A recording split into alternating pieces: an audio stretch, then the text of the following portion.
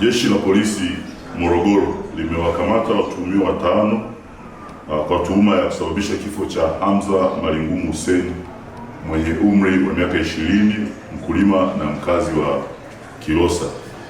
Tukio limetokea Januari 14 mwaka huu 2026 usiku huko eneo maarufu la Uhuruni, mtaa wa Kambi Tano, kata ya Ukobe, manispaa ya Morogoro, ambapo marehemu Hamza Malingumu Hussein aliuawa kwa kupigwa akidhaniwa kuwa ni mhalifu.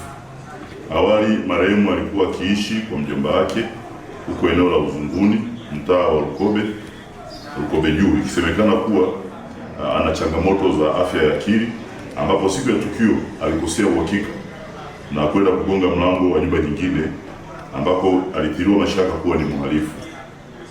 Kutokana na mashaka hayo alikamatwa na kushambuliwa na kundi la watu waliojichukulia sheria mkononi. Watuhumiwa 5 wamekamatwa kwa hatua zaidi za kisheria. Upelelezi wa tukio unaendelea kwa kushirikiana na wadau wengine wa haki jinai.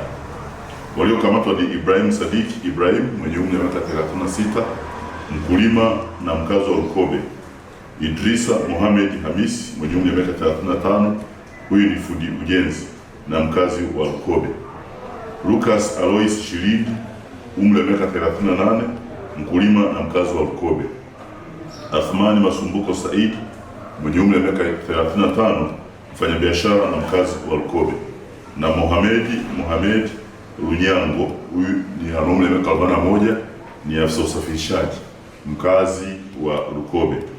Jeshi la Polisi linatoa wito kwa wananchi kuacha kujichukulia sheria mkononi. Kitendo cha kuchukulia sheria mkononi ni kosa kisheria, hivyo yeyote atakayebainika na kuthibitika atachukuliwa hatua za kisheria.